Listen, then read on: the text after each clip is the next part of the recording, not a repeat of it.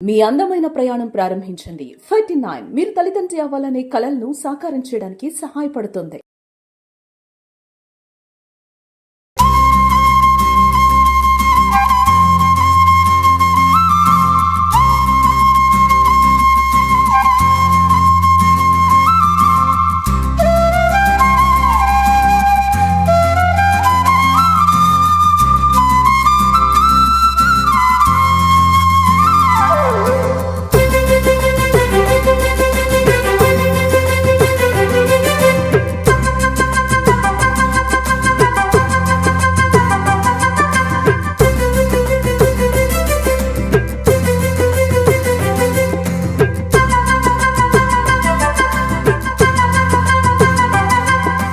Welcome to Suman TV.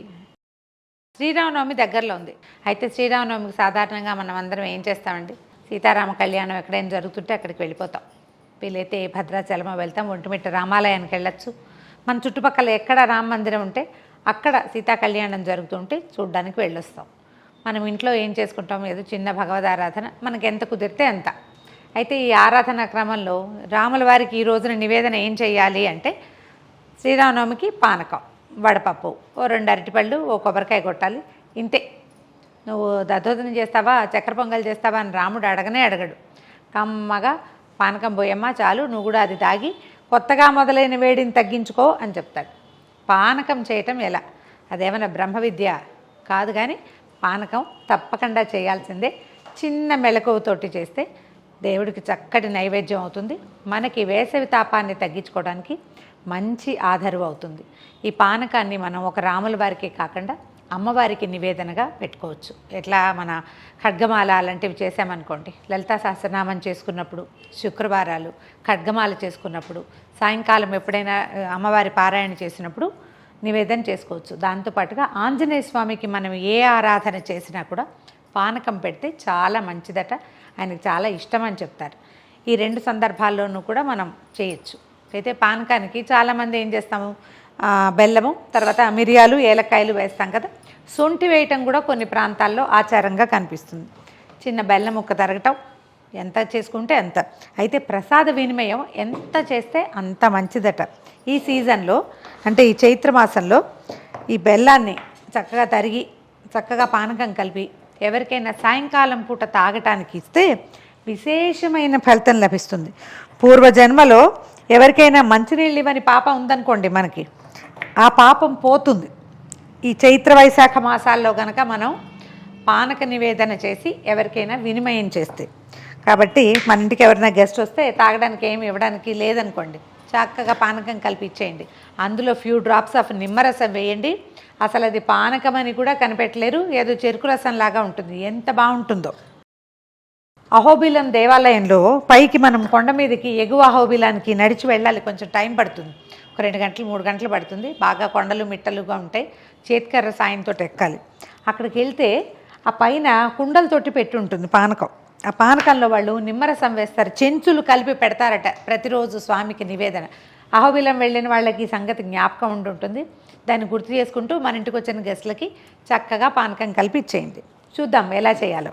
బెల్లంలో కొంచెం మట్టి ఉంటుంది కదా, అడుగు నుండిపోతుంది, అంత ఇబ్బంది ఏం లేదు.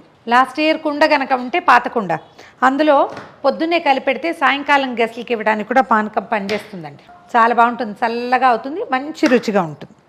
సన్నగా తరిగిన బెల్లాన్ని ఏదైనా ఒక పాత్రలోకి ట్రాన్స్ఫర్ చేయండి. మీరు ఎందులో పానకం కలుపుకోగలిగితే అందులో నీళ్ళు పోసేద్దాము.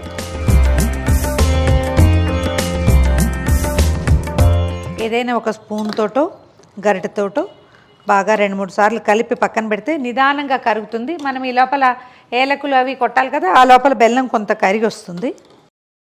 ఈ బకెట్ కొలత కనిపిస్తోంది కదా, ఈ కొలత పానకానికి ఒక 15-20 మిరియాలు, తర్వాత ఒక 4-5 ఏలక్కాయలు. ప్రసాదాల్లో ఏలకులు వేసేటప్పుడు ఈ తొక్కు ఒలిచి వేయండి. ఎందుకంటే మనం ప్రసాదం చేతిలో పెట్టించుకుంటాం, లేదా పానకం నోట్లో పోసుకుంటాం. ఏలక్కాయ గొంతుకడ్డం పడుతుంది, లేదా నవలాల్సి వస్తుంది, ఉమ్మేయాల్సి వస్తుంది. ప్రసాదాన్ని ఉమ్మేయకుండా ఉంటే బాగుంటుందండి. మనం మొత్తం తీసేసుకుంటే బయటపడేయకుండా బాగుంటుంది. మీ ఇష్టం, నా ఉద్దేశం అయితే అది. మెత్తగా దంచేసిన ఈ సొంటి, ఏలకులు, మిరియాల పొడిని దీంట్లో పానకంలో కలిపేసేయండి. పానకాన్ని ఏంటంటే కొంచెం వడపోసుకుంటే మంచిదండి. ఈ రోజుల్లో బెల్లాలని మనం నమ్మలేకుండా ఉన్నాము. ఒకసారి వడపోస్తే సేఫ్ సైడ్, గడ్డి గాదం లేకుండా చక్కగా గుమగుమలాడుతుంది.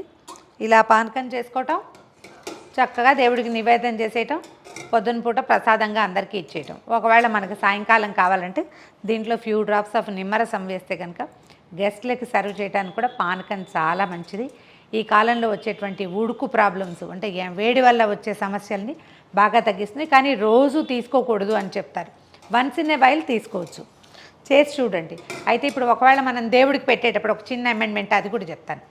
అమ్మవారికి నివేదన చేసేటప్పుడు పొద్దునపూట ఇంత సమయం ఉండదు, బెల్లం కరగ తీసుకోవడానికి సమయం ఉండదు, గబుక్కుని చేసుకోవాలంటే నా దగ్గర ఒక ఈజీ మెథడ్ ఉంటుంది.